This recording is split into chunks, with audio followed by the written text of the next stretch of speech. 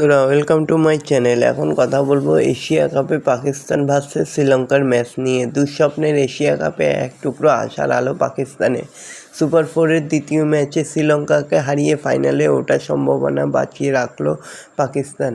আবুধাবিতে low scoring ম্যাচে গতবারের রানার শ্রীলঙ্কাকে পাকিস্তান হারিয়ে দিল 5 উইকেটে। ভারতের বিরুদ্ধে জোড়া হারের যন্ত্রণা সামলে ওই দিন ব্যাট বল ফিল্ডিং সব বিভাগেই ভালোই খেললো পাকিস্তান। তো বন্ধুরা, এরকমই সব খেলার খবর প্রতিনিয়ত জানতে হলে চ্যানেলটিকে অতি শীঘ্র লাইক কমেন্ট সাবস্ক্রাইব করতে ভুলো না। আর প্রচুর পরিমাণে শেয়ার করে দাও, যাতে আমার 4000 ঘন্টা ওয়াচ টাইম খুব শীঘ্রই পূর্ণ হয়ে যায়।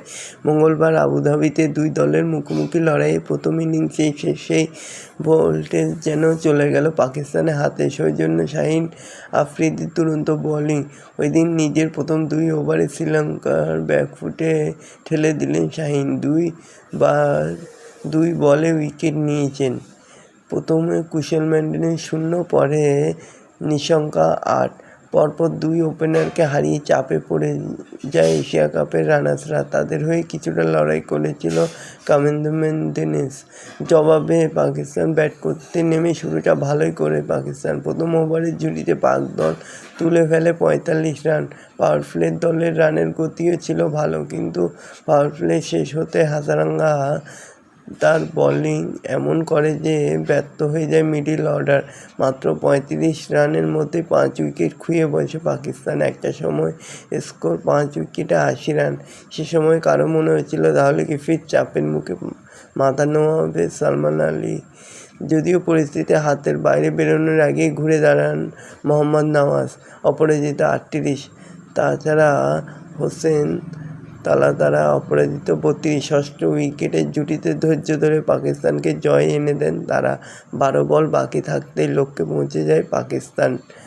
তো চলতি এশিয়া কাপে এই পর্যন্ত দুঃস্বপ্নের মতো কেটেছে পাকিস্তানের চিরপ্রতিদ্বন্দ্বী ভারতের বিরুদ্ধে 2 সাক্ষাতে 2বারই একপেশিভাবে হেরেছে ফাখরজামানরা। আজকের ম্যাচ ছিল এক প্রকার মরণবচন ম্যাচ। শ্রীলঙ্কাকে হারাতে না পারলে ফাইনালে ওঠার লড়াই থেকে কার্যত ছিটকে যেতে হতো শাহিন আফ্রিদিদের। ওই দিন জয়ের ফাইনালের আশা জিইয়ে রাখল পাকিস্তান। তবে শ্রীলঙ্কার জন্য ফাইনালের রাস্তা কার্যত বন্ধ। বড় কোনো অঘটন না ঘটলে সুপার ফোরেই মনে হচ্ছে শেষ হবে তাদের অভিযান। তো বন্ধুরা, এরকমই সব খেলার খবর প্রতিনিয়ত জানতে হলে চ্যানেলটিকে অতি শীঘ্র লাইক কমেন্ট সাবস্ক্রাইব করতে ভুলো না। আর প্রচুর পরিমাণে শেয়ার করে দাও, যাতে 4000 ঘন্টা ওয়াচ টাইম খুব শীঘ্রই পূর্ণ হয়ে যায়। আর ভিডিওটাকেও ভাইরাল করে দাও। ধন্যবাদ সবাইকে।